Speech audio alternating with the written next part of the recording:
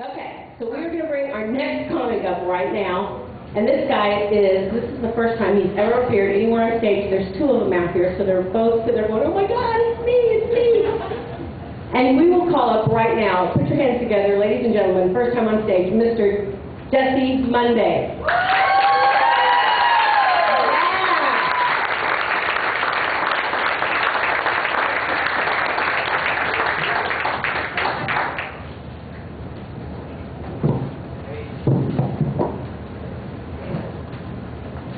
How's everybody doing tonight? You're a pretty adventurous lot. You've taken a chance with brand new comedians like myself, which makes me think you're probably a pretty open-minded crowd, open to new things. And how many of you have ever tried foreign candy? Sweets from overseas, candy from another land? The experience is never quite what you're expecting, is it? No. Every time I have the dubious pleasure of having candy from another country, I'm always left wondering, why is it that candy seems to be the hardest word in the English language to translate? I suppose that perhaps people from other cultures assume that candy is an adjective we use to describe daytime strippers, as opposed to a tasty treat they occasionally name themselves after. That would certainly account for some of the taste. Because foreign candy generally ends up tasting like fish or potpourri or a dirt-covered fart. How messed up does your homeland have to be to call that candy? You know, just how often is the warlord coming down the mountain to rape your family so that at the end of the day you kick up your feet, unwrap a dirt-covered fart, toss it into your mouth just to take the edge off? And can you imagine that warlord? He's just about made his way back up the mountain. He's exhausted from raping every family in his territory. Oh, there goes my Saturday. Because he's got to turn right back around and start the whole process over again. That's why despots kill their own people. They just want to get something done besides justify the local candy with all the raping. You know, they want to have hobbies. Perhaps the greatest humanitarian aid we could offer to people in these situations would be to send them all of our marshmallow peeps. You know, because nobody actually eats those.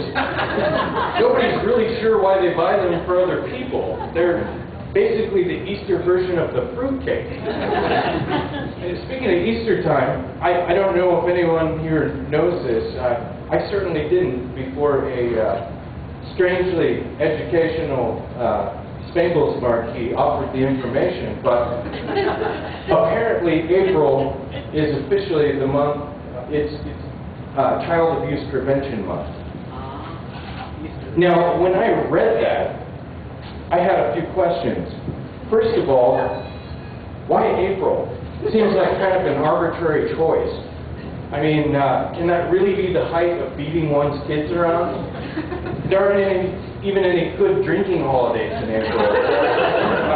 I don't remember any of my friends complaining about their dad giving them their annual Easter beating. And secondly, child abuse prevention seems like something we should pursue year-round. You know, more of a blanket policy. It's a little too important to be regulated to 1 month. You know, in which everyone pretends to be really concerned about it so as not to look like a douche. Like Black History Month. But now don't get me wrong. I just think it's time that Black history got to join history. The month trial is over. Welcome to history.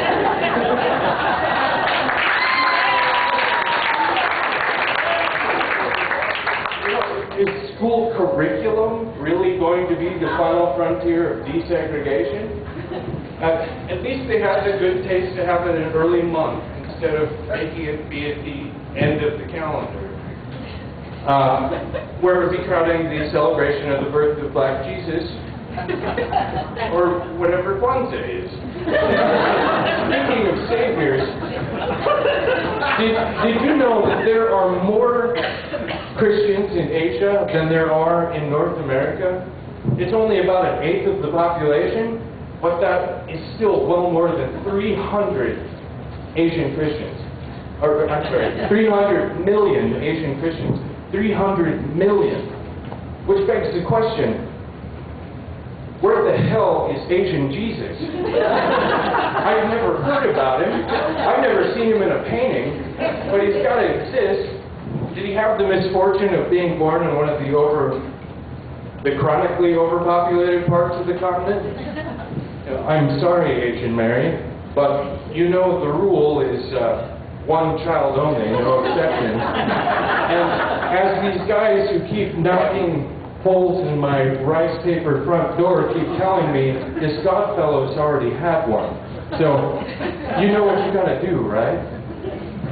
Or perhaps it's because he was trained in the ancient shadow and arts of ninjutsu, running around administering miracles with the art of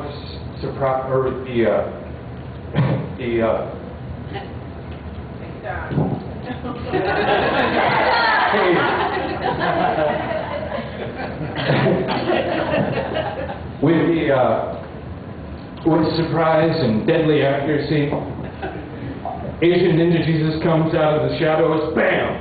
Sick man falls down dead. No sign of Asian Jesus. Only a puff of smoke still remains. Hours later, the coroners can find no trace of the man's leprosy. Or perhaps, being really good at math, Asian Jesus has, because he's the Son of God, people, has started a giant megacorporation that's researching new technologies well advanced beyond our own. Because if watching anime has taught me anything, it's that the second coming of Asian Jesus has just got to have him swooping out of the sky to save us from 4 skyscraper-sized horsemen in the apocalypse and a giant ass-kicking robot.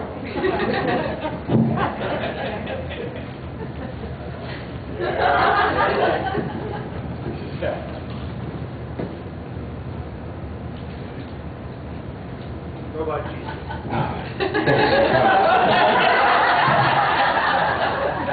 Warlord Candy. Robot Jesus. You know, God, this is embarrassing. I have one more joke written still, and I can't for the life of me think of what it is. But it's first time jitters. Was it a big joke? You know what? I made myself extensive notes when I was writing the material. If you'll just bear with me for a moment, consult my iPhone. This is where men say it's never happened before. Siri? Siri, my comedy notes, please. Siri? It's 2012 and I can't even find a worthwhile robot slave. Nope, I have to do it manually. I really should have labeled these better. Let's give this a whirl.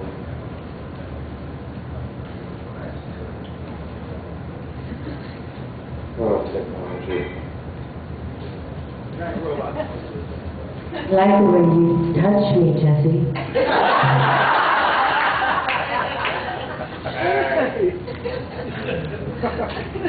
Here again, a little to the left. You forgot the tone beforehand.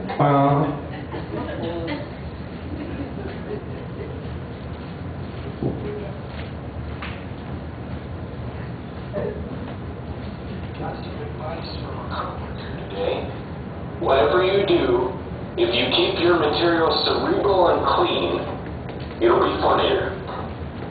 Ah, what the fuck does that asshole know?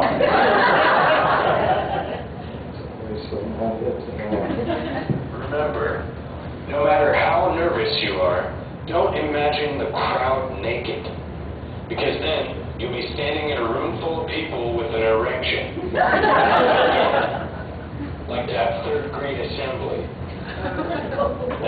my substitute teaching job. That's alleged. All that. It's technically still alleged. Okay, idea for last joke. Here we go.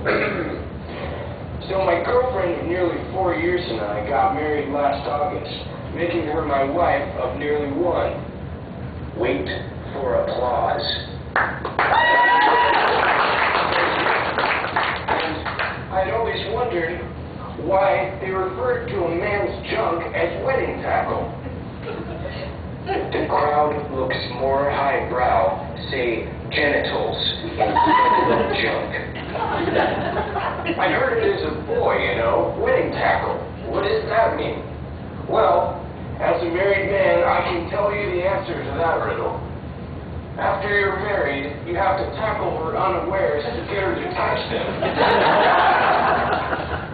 If that doesn't get any laughs, whip out your wedding tackle.